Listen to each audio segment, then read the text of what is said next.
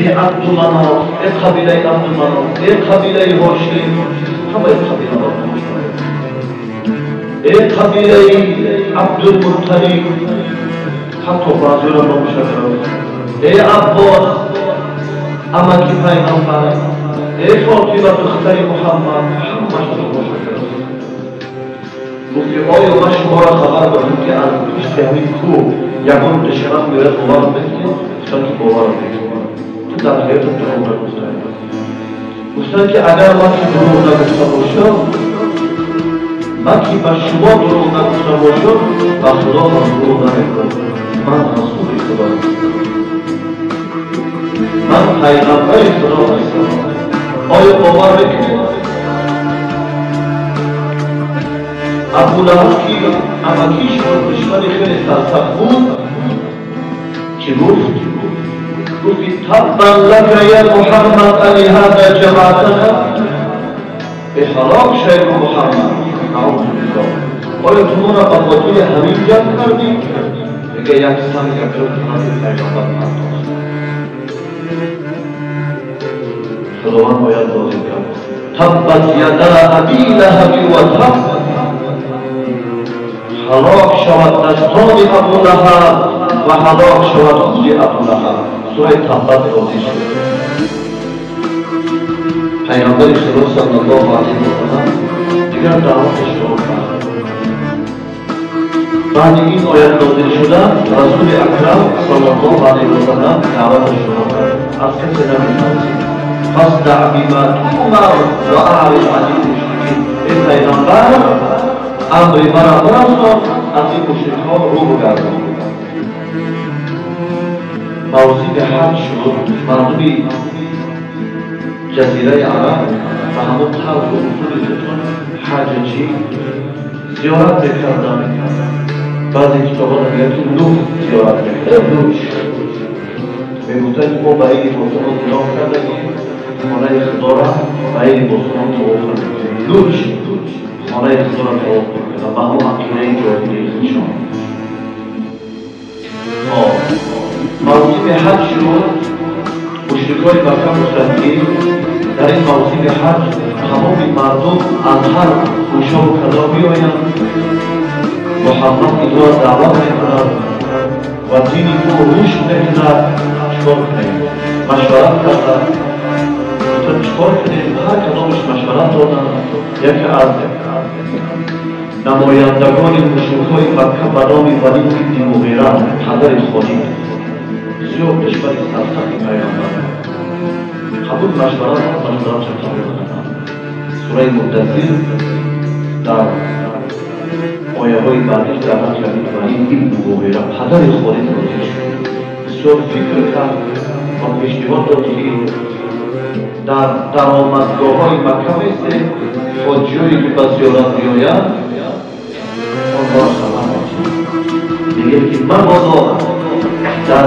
صحبت محمد نشیدید که او بسیار جادوگر است پسر از پدر دختر از مادر زن از شوهر جدا می‌کند سالی رو دروغ است در اطرافیان مکه در درآمدگاه‌های مکه چیکار کردند سخنورانشان واعظانشان باختند هر حاجی که می‌آمد او را کشتار می‌دادند در سرزمین مقتدر برآمد از کلام محمد در صحبت او نشنید که وی جادوگر است و مکروا و مکر الله والله خیر الماکرین آنها مکر کردند آنها نقشه کشیدند لیکن خدا میگه من بهترین نقشه کشیدم خودشان سبب شدند که آوازه پیغمبر و تمام جزیره عرب آوازه همه بازی‌ها را سردند خودشان سبب شدند که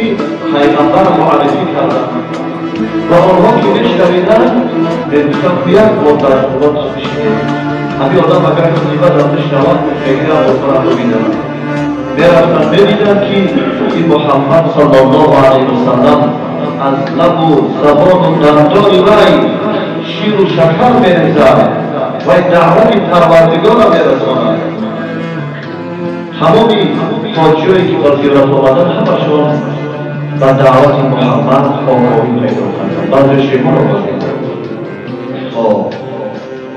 و شکنجه های گوناگون نسبت مسلمان ها سر شد. مردم جزیره عرب و مکه مکرمه روش های گوناگون را برای دعوت پیغمبر و دین خود استفاده می‌کردند. اول استفاده می‌کردند، مسئله می‌کردند، پیغمبر مسئله می‌کردند تا اینکه مقبول شدند رو می‌کردند و مسئله کردن نشد. آنها گفتند که محمد در جایی که قرآن می‌خواند و موعظه می‌کند شما برید در اونجا سر و صدا بلند کنید، شما در اونجا چی؟ آواز بلند کنید. حتی نظر ابن حارث گفتنی شد میگه کنیزه که آوازها بخرید. در جایی که پیغمبر میرفت تلاوت میکرد قرآنه، نظر ابن حارث همون کنیزه که خچمه بود در اونجا صدای موسیقی پخش میکرد تا اینکه قرآن کسی از زبان پیغمبر نشنود. چند راه‌های استفاده بودند و یکون راه نشد و آزار و اذیت مسلمان ها سر کردند. فلان مسلمان ها را اذیت و آزار و شکنجه دادند که قسم به خدا در کتاب ها میخوانی موی طرف راست بشوند. مسلمان هایی که ضعیف و مستضعف بودند ایمان آوردند، مولاها و اشراف زادگان قریش آنها را به بدترین وجه شکنجه کردند. شکنجه های بلال رضی الله عنه را بخوانید. حضرت بلال رضی الله عنه وقتی که ایمان آورد مولای او امیه ابن خلف بود، او را چنان شکنجه میداد. در گرمی های جزیره عرب او را میآورد، در گردنش تناب میانداخت. انسان های مجنون و انسان های از عقل بیگانه و کودکان میمان او را سنگباران میکردند و در رفتارهای کوههای مکه بود در بالای سینه وی سنگ بزرگی را میماند. میگو که محمد دشتا بوده. حضرت بلال رضی الله عنه چی میگفت؟ احد احد احد احد، خداوند یکتاست، خداوند یکتاست. میگو که اگر از این سخن در یکان سخنی دیگر باشه که شما از اون آزرده خاطر شد اذیت یابید، همون را تکرار میکنم، لیکن میدانم که این سخنی به شما را میکشد. احد احد احد احد. حضرت بلال رضی الله عنه بسیار شکنجه های سخت دادند. ابوبکر صدیق رضی الله عنه او را خرید آزاد کرد. زنها را آزاد می‌دادند، زنهایی که مسلمان می‌شدند. زن به نام زینجیره ایمان آورد، چنان میگه ها لطف کردند، چنان وی را آزار دادند که حتی چشماش پوشید و مشرکان گفتند که این زن لا تعوضا کوتا، لا تعوضا همون بودهاشون بود. اما اون زن میگه دعا کرد فردای آن روز خداوند چشماش الهیش برگرداند. باز گفتن که این زن مانند محمد جاوده است. عمار ابن یاسیر همراه خاندانش ایمان آورد، پدر و مادرش، یاسیر پدرش و سمیه مادرش، هر سشان ایمان آوردن و پیغمبر. ابو جهل بدبخت این خاندان را آزار داد، آزار خیلی سخت داد. یاسیر چنان اذیت داد، آزارهای توش از خودش بجکستی از شکنجه سخت و زیاد در پیش چشمان فرزند جان داد. سمیه بنت خیاط مادر عمار چنان شکنجه دید حتی روز این بدبخت ابو جهل دشمن اسلام، دشمن محمد و بسیار تحقیر کرد، بسیار مسخره میکرد، استهزا میکرد عذاب میداد در پیش چشم فرزندش مادر شد. بگو یا با محمد دشتان میدی یا توبودن اذیت میدهی. روز بگو که تو با محمد عاشق شده نعوذ بالله. سمیه بنت خیاط این مادر قهرمان اولین مادر که شهید شد تا روی ابوجهل توف کرد. ای خبیثی بدبخت، ای بدزبان، در روی توف انداخت. ابوجهل بدبخت چکار کرد؟ نیزه را گرفت و به نیزه زدش شهیدش کرد.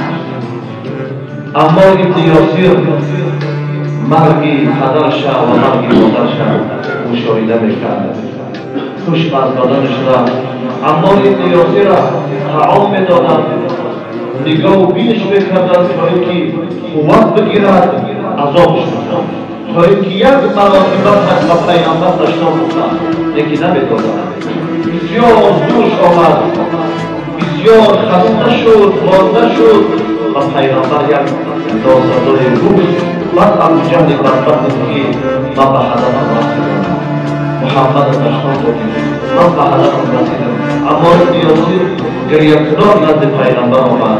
خداوند آیت قرآن نازل کرد کسانی که قلبهاشان پر از ایمان است اما به زبان سخن کفر میگن، آنها ملامت شده نیستند، آنها کافر نمیشوند.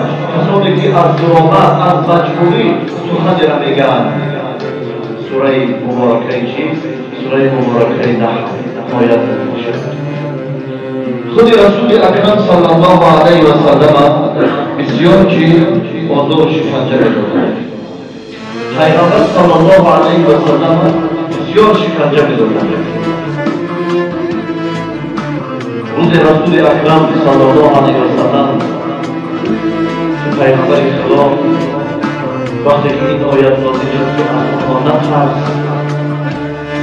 و دعوت مرا برسان، پیغمبر دیگه میره باش کن در کنار خانه خدا سرش در سجده میماند.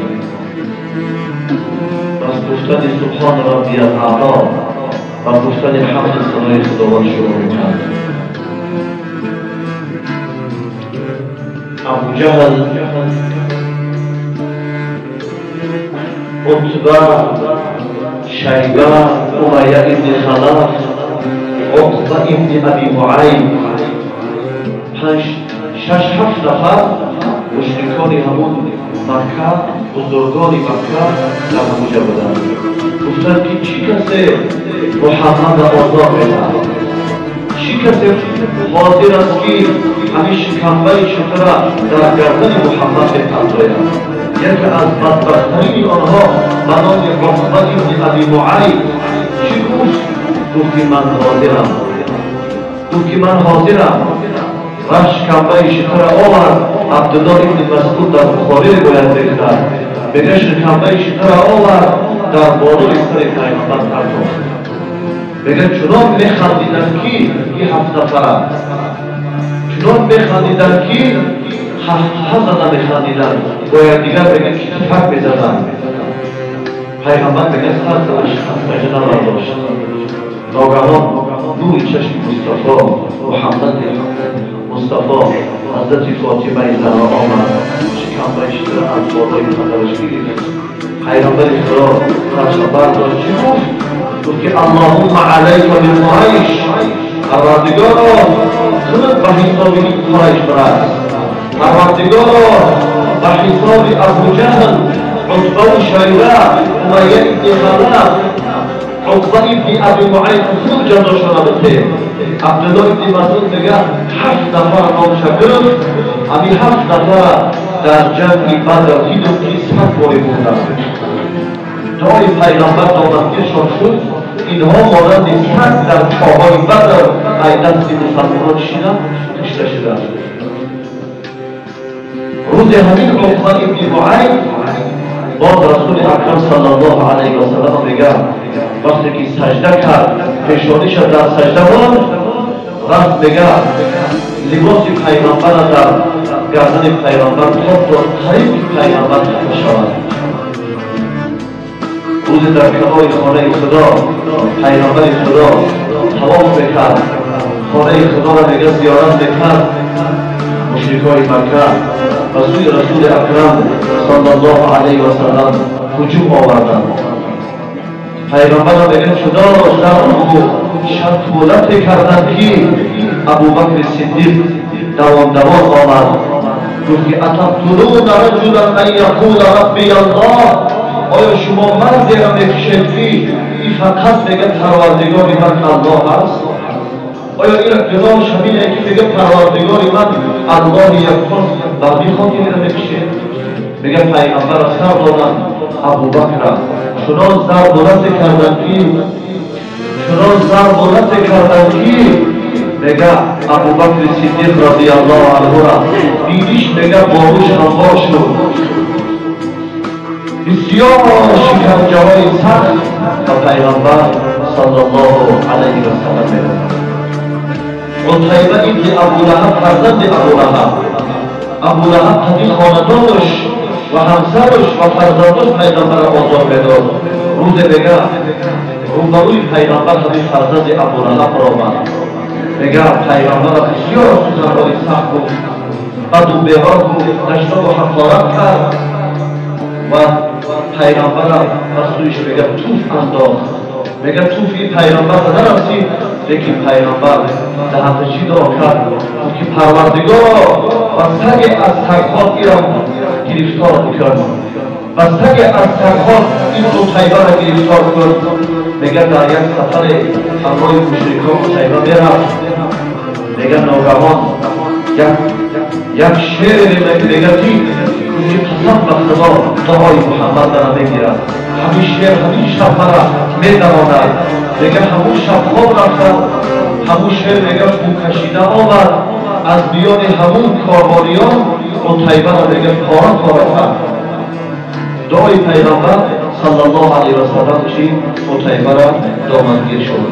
بسیار رسول اکرم صلی الله علیه و سلم در دعوتش در تبلیغش بسیار اذیت و آزارها دید. چی جانها کرد تا تو یافتی راه، تنم بگذاشتی بگزید الله و شکری نعمتی سلطانی بکوش، رهی بتخانه را کردی فراموش. آنها چی جانها کردند، چی اذیت و آزارهای را تحمل کردند، بعد دین به ما رسید. امروز بعد ما الله را شناختیم، امروز بعد ما رای لطفت کردیم، حلال و حرام را شناختیم. آنها چی جانها کردند، خونهاشون ریخت در راه دین الله. چی اذیت‌ها و چی جانی‌زاری‌هایی کردند. برادران عزیز گرامی، وقتی مبارزه رسید انشاءالله دوام صحبت کنیم که مسلمان‌ها در حبشه سفر در اذیت و آزار مردم مکه اگر تحمل نمیکنند به حبشه سفر میکنند. وارثای حبشه آنها را چی باز میگیرند و انشاءالله خلاصه